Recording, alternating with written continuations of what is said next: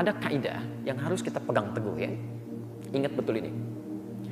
Pernyataan Al-Quran dan hadis itu tidak mungkin keliru. Kapanpun, dimanapun, dan dalam keadaan apapun. Dulu, sejak masa Nabi SAW, Nabi pernah memberikan satu gambaran kepada kita, informasi tentang kejadian yang akan berlangsung di masa yang akan datang. Dan ini pasti benar. Nah, Anda kalau menerima informasi ini, sudah paham dengan keadaannya, itu tidak perlu kaget dan tidak perlu berlebihan ya. Baik, kita mulai dengan hadis riwayat Muslim.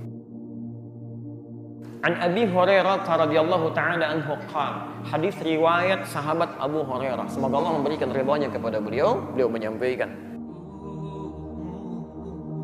qala Rasulullah sallallahu alaihi wasallam, satu kali Rasulullah sallallahu alaihi wasallam pernah bersabda, sayakunu fi akhiriz zamani dajjaluna kadzabun, akan nampak di akhir masa nanti, di masa yang akan datang nanti, kata Nabi. Jadi ini situasi disampaikan di zaman Nabi, memberikan gambaran di masa nanti Anda akan mendapati situasi seperti ini. Dajjaluna kadzabun, para pendusta.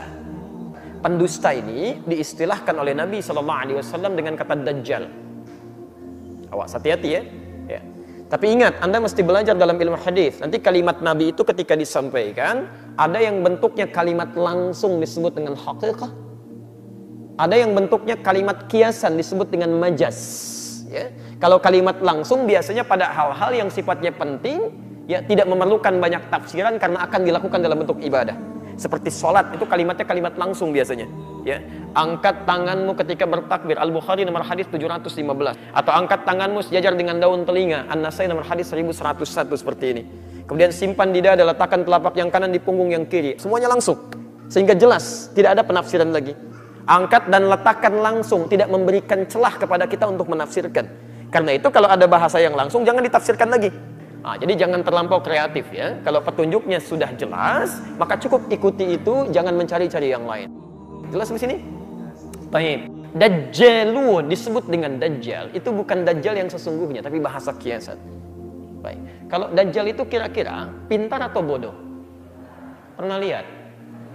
Oh belum, baik kan? Tapi kita pernah dengar informasinya, dia banyak menipu gitu kan? Oke, kalau dia tidak pintar, dia tidak jenius, bagaimana bisa menipu banyak orang? Ya.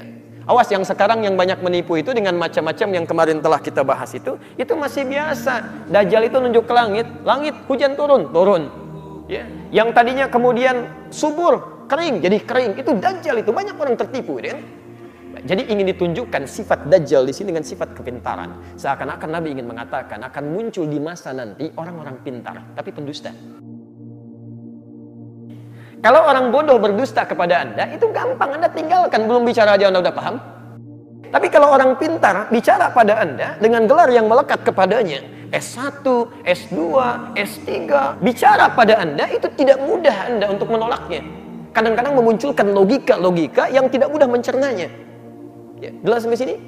Baik. Tapi dustanya, ini bukan dusta urusan dunia. Ingat, bukan dusta urusan dunia. Jadi bukan persoalan dagang, bisnis, atau hal-hal yang lain. Yuhaddithunakum bima lam tasma'uhu wa la yasma'udahu aba'ukum. Dia akan bicara kepada Anda tentang masalah agama.